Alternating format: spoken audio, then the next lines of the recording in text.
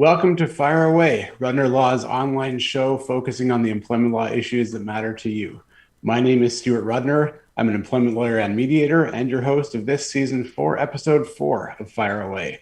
Just a reminder that Fire Away streams live online every month, and if you missed an episode or if you want to watch one again, they're always available on our YouTube channel, our Facebook page, LinkedIn, and on our website.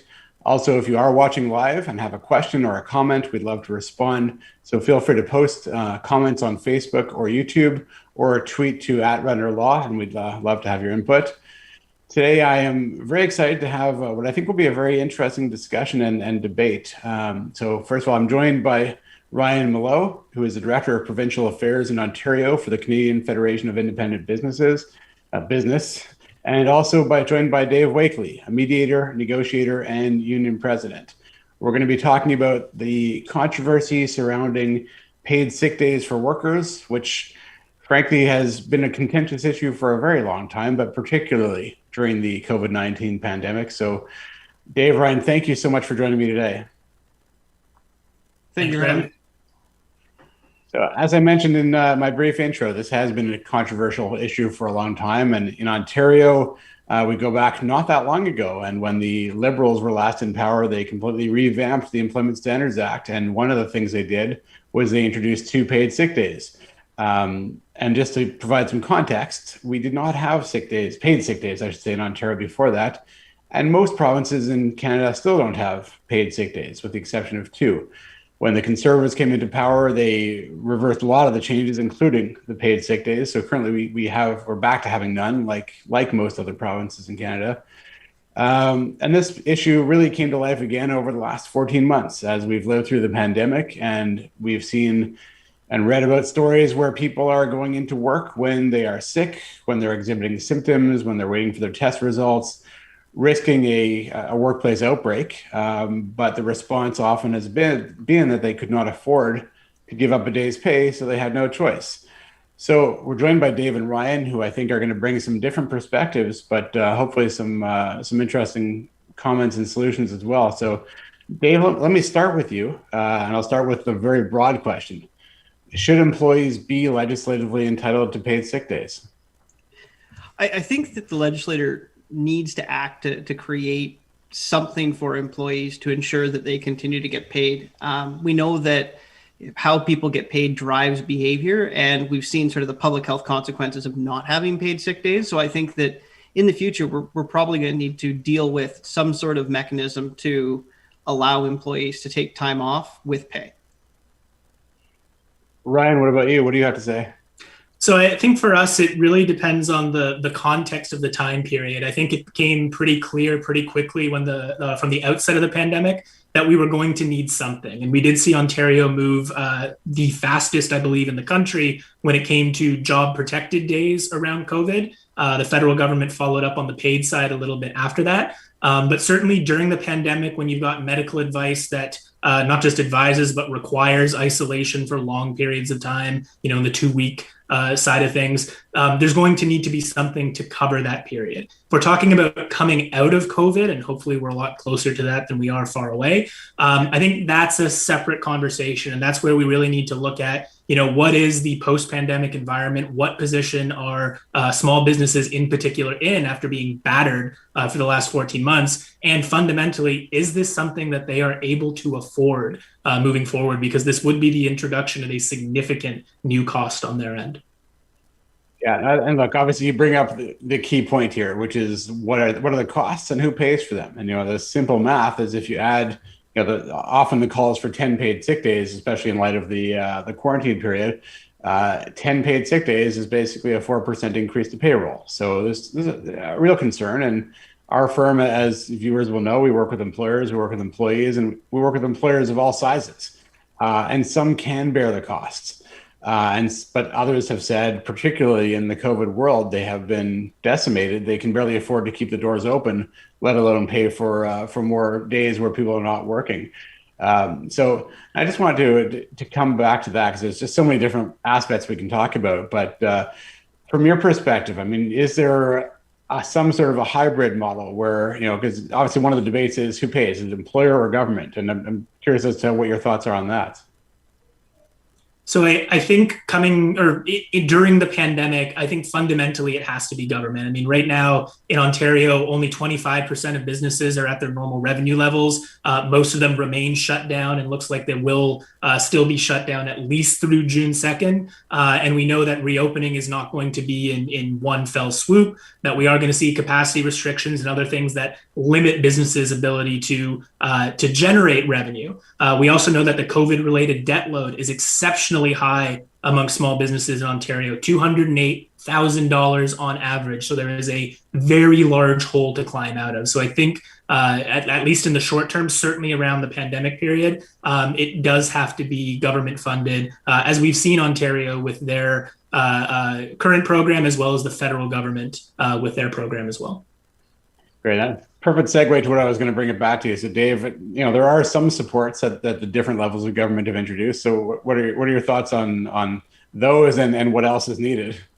I mean, I think the new model that Ontario has moved to, where employers are going to be able to apply for that support, but they provide the money directly to employees on their regular paycheck, is really where we need to be. Most employees who are going to be driven by an economic decision to go to work or not go to work don't have the flexibility to wait a week or two to get the federal benefit. So being able to keep it as streamlined as possible for the employees, I think, is important. I do agree with Ryan. I think that we need to look at government funded programs to help support employers through this. And I think a lot of it relates to how we're going to change our view on sick time. We used to view it as a really independent benefit. I know when I negotiated collective agreements, we always thought about the benefit to the individual.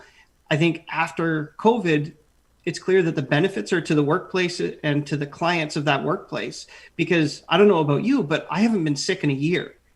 And I can't remember a year where I've been so healthy with no upper respiratory junk or sore throat or anything like that. And I think that sort of societal good, we need to look at how we can spread out that cost. Yeah, no, I think that's a great point. And yeah, we've been talking about that in my family, that nobody's been sick in over a year, which is one nice benefit. Trying to keep a glass half full perspective. But you also sort of alluded to a point that I was going to bring up anyways, which is that there are some businesses, and there was an interesting article, and I believe it was CBC News recently, talking about Riverside Natural Foods and another business who basically took the approach that, making sure people don't work when they're sick is a positive and has a positive impact on the bottom line, because they are not risking shutdowns, they're not risking slowdowns, anything like that. So I guess, Ryan, what are your thoughts on whether this should be seen as a cost or something that's actually has a positive impact on the bottom line? Well, I think it's going to be a really interesting thing to look at coming out of the pandemic period is, has the attitude around sick days in the small business community shifted? I think it's pretty fair to say that, if you asked today, if you asked before the pandemic, if you asked after, no employer wants their employees to come in sick. Certainly now, when the stakes are a little bit higher and you have the chance to create an outbreak that could result in, what little of your business is open to be fully shut down, or, heaven forbid, extend this pandemic any longer than it needs to be. Certainly no business owner wants to see that. Right now, or I should say pre-pandemic, a lot of employers did offer the flexibility around sickness to take time. The key element, though, is paid time. And again, paid time is introducing additional costs. And I think coming out of the pandemic, the mindset that all small business owners are going to be in is, what can I afford right now? What are things costing? Where are my revenues at? Where is consumer confidence at when it comes to coming back to the business? So I think that that's really going to drive the conversation. And if the plan coming in was entirely on the backs of employers, I don't think you're going to see a lot of support for it in the small business community, despite the understanding that, there is a net benefit to not having employees come in sick, not infecting others in the workplace, and slowing things down on that side. Yeah, I think almost everyone will agree. You don't want people at work when they're sick, and I'm sure you guys saw this too. I mean, for a while, it seemed like there was this trend of having attendance bonuses. So it became a big thing. So you'd have people who they got towards the end of the year, they hadn't had a single sick day. They get sick in November, December. A lot of them were coming to work, and we'd often talk about presenteeism as opposed to absenteeism. So that was one issue where people were at work when they should have stayed home. Of course, consequences, as you said, Ryan, are a lot more severe when we're talking about the risk of a COVID outbreak. But what I was going to ask you as well is, what about controlling this? Because we know, for everything that we introduce, whether it's, sick days, human rights, et cetera, the vast majority of people are only going to use it when they need it, when it's legitimate, but you are going to have people who abuse the system. So, and I'd be curious about what your thoughts are, and maybe I'll start with you, Ryan. What your thoughts are on what should be in place to control abuse of sick days. Yeah, so I will say that's a real concern among small business owners, and there is certainly a sour taste in a lot of Ontario business owners' mouths after the introduction of those personal emergency leave days under the Wynne government. I mean, anecdotally, we had businesses calling in on February 2nd of that year saying half my staff is taking their PEL day on the first working day of the year. Now, it was a new entitlement that is certainly not something that I think was super widespread, but it's happened enough and business owners are exchanging the stories enough that there is certainly a lot of concern around ensuring that those days are taken legitimately. I think a lot of business owners are really fond of doctor's notes. Traditionally, that's sort of been the thing that's been used. I will say we do have doctors amongst our membership as well. They certainly are not fond of doctor's notes, and certainly not during a pandemic. They have other better things they need to be doing. So I think it's looking at what else can you use when it comes to proof. I think especially during COVID, the current provincial entitlement allows you to take a day to go get vaccinated. I'm a little dicey on employers asking for proof of vaccination, but there are other documentation you get. If it's an appointment, you have an appointment booking code. If it's a pop-up, you get information. There's a pamphlet that's handed to you at that point as well. So I think there are some things that you can use for it. But I also think the other key point around any program is to ensure the government is communicating what a business can ask for well. I think there was a lot of concern around the PEL days where, if an employee is taking a day at Wonderland, I can't ask for a doctor's note. There's nothing I can do about it. That wasn't true. If you found an employee was abusing those days, you could absolutely take action in the same way that you would in any other circumstance where an employee is, effectively blowing off work for a non-legitimate reason. But that wasn't communicated clearly. All they heard was you can't ask for sick days, which moved to you can't ask for proof at all, which moved to employees are going to abuse it. So I think the keys are have something. Again, I don't think doctor's notes are the way, but also ensure it is communicated well to employers what they can ask for, what is legitimate, and what they can do in the event that days are being abused. Yeah, and you kind of hit on one of my favorite points, which is that everyone makes these assumptions. It doesn't matter what we're talking about when it comes to employment law, and that's a big one. Is when PEL days came in, oh, this is ridiculous. People can just take days off, and we can't control it. Even if we see the pictures of them on their long weekend in Vegas, we can't do anything about it. And of course, as you said, you could. So part of it falls on the government for communication. Part of it falls on the backs of employers to do their research, get the right advice, talk to their employment lawyer, find out what their rights and their obligations are. So Dave, I don't want to exclude you from this discussion because it's a really important one to me. And when we talked about potential abuse by employees, what are your thoughts on how to deal with that? Well, I think doctor's notes are just punitive. Outside of the really long periods of absence, I mean, I've seen doctors that will write notes declaring the patient's a flower pot. It just does not matter. There's always some doctor that's willing to write a note saying, oh, well, this person told me they were sick. And then, what does the employer do? I think the other huge hazard to employers that I run into in my practice is they get doctor's notes that have way too much detail. And now they have a piece of information that they have to deal with. And it was unintended that they got it, but now they have it. And they don't always have the skills necessary in-house to figure out how to deal with that. And they don't always have the willingness to go outside. So I think even asking for doctor's notes can create hazards for employers as well, if they don't have the appropriate controls around that information and how they're going to deal with it coming in. So I get that abuse could be an issue. I think that we need to educate employers around pattern absenteeism, and things of that ilk. And obviously, if you see people on social media doing things when they're supposed to be sick, those are a big issue. I think that the PEL days, when they were around, really failed to take employers' needs into account. There was no requirement to call a certain amount ahead of time. My clients that don't have sick time in their collective agreement have huge problems with people not showing up or calling in after the start of the shift, if you have a production line that has 10 spots to make a widget and you're missing spot 8, the widget doesn't get made unless you can call someone in. So then there's a huge amount of downtime. And those costs, because now you're paying 9 people to sit around waiting for that 10th person to come in to make your widgets, they really elevate the cost of the business. So I think that the whole thing needs to be looked at. We need to look at provisions that help employers maintain their operations, even if people do call in sick. Yeah, look, I think you made a great point, and I think most of us don't like the idea of burdening the medical system, burdening doctors. But I think a lot of employers just throw up their hands and say, "Well, how am I supposed to know?" And the example I've used for years now is that employee who is always sick on the Friday before every long weekend in the summer. And of course, a lot of people make this mistake, which is if you have a collective agreement, that's one thing. But a lot of employers write their policies as if they are collective agreements, even though they don't have to. And I'd say probably at least half the sick day policies that I see will say, if you're absent for more than 3 days, we have the right to request a doctor's note. But what about those one-offs on the Friday before every long weekend? So I don't know if either of you have any thoughts. So if it's not a doctor's note, then what should an employer be asking for if they are suspicious of pattern absences?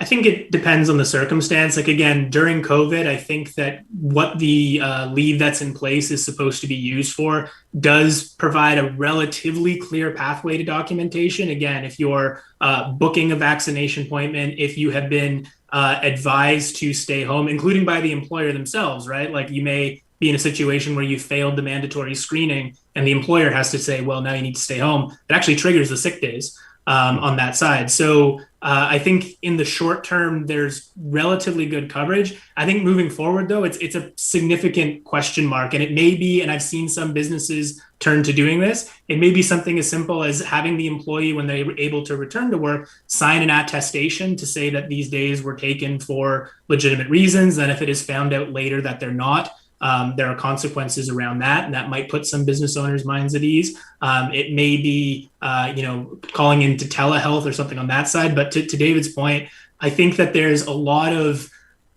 trust that goes into doctor's notes because it's a note from a doctor that is a medical professional and it's clear. Whereas the reality on the ground is, a lot of times employees going into the doctor after they've been sick. I had 24-hour flu, 48-hour flu. I was flattened on the couch. I'm not going to drag myself to my doctor's office to get a note signed and then go back to the couch for another 24 hours, then come into work, sort of thing. So I think there needs to be a bit of a change on the mindset about sort of what proof is. But I think it's, again, more about communicating if abuse is found, if that is a concern and that's happening, reminding employers that there can be consequences to that these aren't just days to take for any reason. There are set reasons to do it. And if they are being abused, you can take action as an employer. I think short of a statutory solution, there's also the need for employers to develop more flexible policies around working at home. We don't really want people coming into work sick, but we live in a world where prior to the pandemic, a lot of people didn't take vacation time because vacation time just meant your work piled up on your desk while you were gone. And when you showed back up to work, oh, look, all your work is there. So I think the same thing will happen with sick time. If we get the industries that can, the ability for people to work from home when they're not feeling well and to very quickly change course on whether or not they're going to go into work for that day, I think that has the effect of protecting the workforce and keeping the employer as whole as possible, really getting both sides of the bargain taken care of. Yeah, that's an interesting point, although it raises another issue, which I've seen happen a number of times, which is, where we had clients where a worker will call in or often email in the morning and say, I'm not feeling well, I'm going to stay at home today. But then the employer notices that they seem to be responding to emails and they seem to be doing work. And then when the employer, quote unquote, docks them for a sick day, the person says, no, I was working from home. So I think there's got to be a lot better communication as far as what does it mean if you're at home? Is it a sick day where you are not working, or does it mean you're working from home? So I think a lot of employees seem to think they can sort of merge the two concepts, which is great. Like, I think you make a great point, Dave. If you can work from home, especially in the midst of the pandemic, if you can work from home, you should. But it's got to be clear whether you're working or whether it's a quote unquote sick day. Absolutely.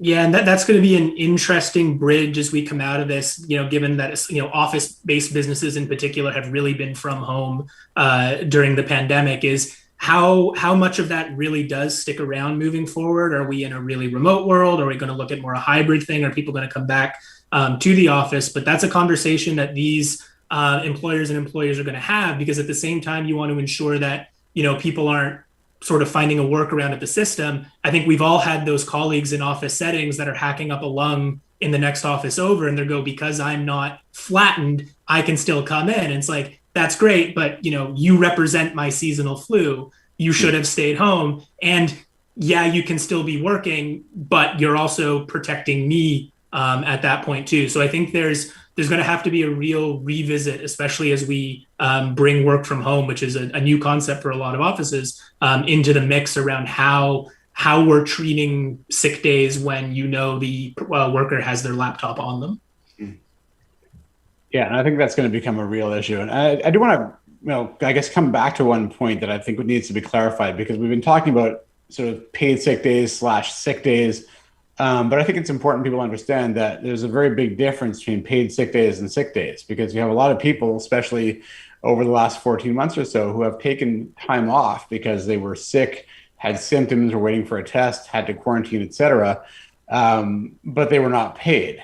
And that creates perhaps less of a burden on the employers, although it still does create an issue. I mean, I had one client who was saying they had two particular employees who, I think he said they were on their third round of stay at home because they thought they had been exposed. And there was a lot of skepticism about whether the employers really thought they'd been exposed or whether they realized that they could just get 10 days off if they said they had been. But I think it's important to know that there are paid sick days and unpaid sick days. And I was wondering, and I guess I'll start with you, Ryan.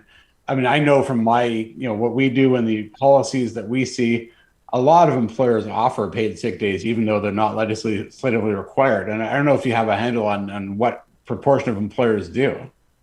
So I don't have a set number on it. We know a lot of them do. We know even more offer the unpaid time as well. Again, that flexibility often tends to be what draws someone to a small business, and they're able to provide it in that environment. Again, we're also talking about places that don't have giant HR departments, if there's an HR department at all. So it's often a conversation between the business owner or the floor manager and the employees on the ground. So that flexibility tends to be there. But yeah, it comes back to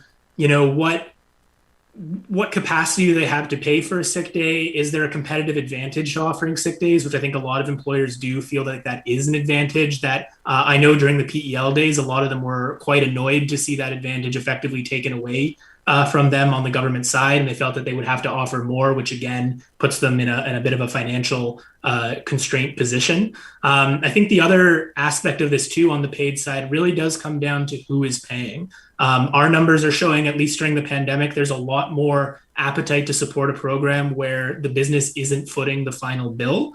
That's what we see in Ontario with the current program and the employer income protection program, I think it's called, which is positive. Although I will note those days have now been accessible for a month, back to April 19th.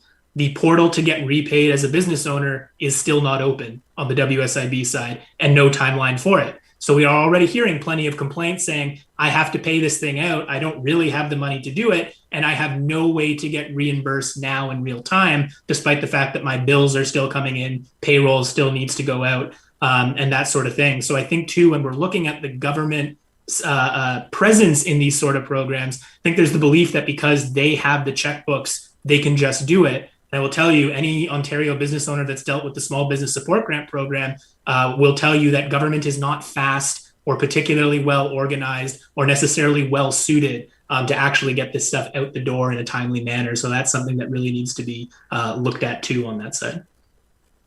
Great point on the implementation of all these plans, whatever they may be. And I think, from what I'm getting, one of the points I'm getting from your comments, Ryan, is that, there's the measures that need to be put in place during the pandemic, and then the measures that we'll consider afterwards, and those are really two different things. So we are at 12:55 already. Before I get to my chance to fire away at the end, I'll give both of you a chance if you have a last word or a last comment you wanted to make. Dave, if you want to go first, and I will tell you now, I'm going to steal your flower pot comments because I love that. So thank you for that.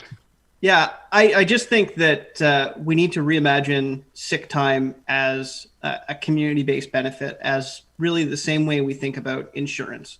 It is a way to stop workers from coming in and bringing sickness into the workplace.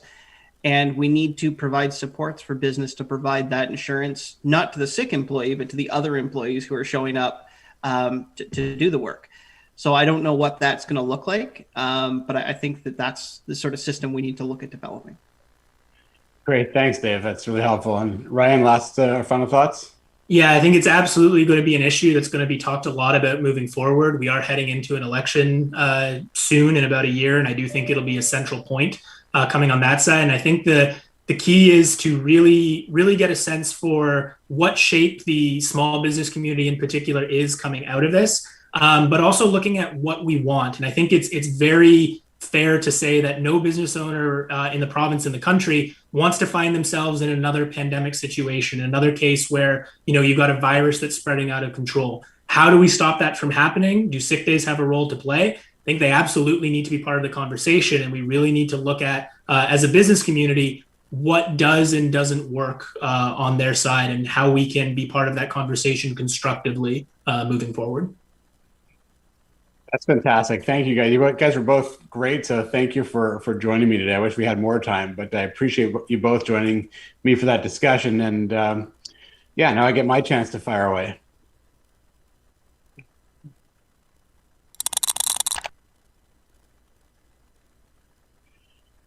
Okay, well, this is more of a summary than a typical fire away rant, but really I wanted to reflect back upon the discussion that I just had during season 4, episode 4 of Fire Away with Ryan and Dave, and a pretty lively debate, I'll say, regarding paid sick days. So, the interesting thing, there was I would say, more agreement during the discussion than I had originally anticipated. I expected that we would all agree that nobody wants employees to be attending at work when they're sick, especially during a pandemic and exposing people to a potential workplace outbreak. Even before the pandemic, we often talked about presenteeism and people who are at work when they really should be at home. Now it's a much bigger issue. But of course, the counter argument has been that, providing paid sick days on the one hand will allow people to stay at home who can't afford to lose a day's pay, but it also means that someone's got to pay for it. And that's either an employer who may or may not be able to bear that cost, or it's the government who pays for it. So one way or another, we need a solution. The devil, as it always is in the details. And as I've said, some businesses can't afford it. One idea I've heard floated is kind of like the wage subsidy. It wasn't a one-size-fits-all approach, and businesses who could afford to incur costs were expected to, but businesses who could show a drop in revenue of a certain level were provided with subsidies. So that's one option. Is it's sort of a hybrid model where employers pay some and governments pay some. Either way, there's a whole lot of options that we need to explore. And also we need to look at potential abuse and making sure that people who take sick days, paid or otherwise, are legitimately sick and unable to work. So I encourage everyone, if you didn't have a chance to watch season 4, episode 4 and get some more insights. But the last thing I will say is that we're still seeing a whole lot of people, be they employees or employers, making assumptions, assuming that they are required to provide paid sick days, assuming that they are entitled to just simply not go to work and not have to justify their absence. So I'll remind everyone, as I always do, that the employment relationship is a legal relationship, and it's critical that you make sure that you know what your rights are and what your obligations are and not make assumptions. So that's all I've got for this month. So that's also all the time that we have for season 4, episode 4 of Fire Away. So I want to thank everyone for tuning in. I want to thank Ryan and Dave in particular for a really interesting and enjoyable discussion. I'll remind all the viewers that at Rudner Law, we want everyone to treat their employment relationships as legal relationships and make informed decisions. So I invite you, obviously, to tune into our show every month. I invite you to follow our social media, to sign up for our newsletter. And although I wish I didn't have to keep saying this, to keep up to date on workplace COVID-19 issues by checking out our COVID-19 resource page on our website. But as I always say, none of that replaces legal advice tailored to your specific circumstances. If you think you might need an employment lawyer, you probably do. So feel free to reach out to us. Our next episode will be on June 15th with Mike King and Mark Balesh. We'll be discussing recruiting and headhunting and some of the issues that arise. If you have any questions, feel free to send them to info@rudnerlaw.ca. A reminder again, past episodes can be found on our YouTube channel, our Facebook page, LinkedIn page, and of course on our website. And lastly, thank you to Rob, to Rebecca, to Mark for helping to put the show together. Thank you guys for tuning in. We'll see you next time.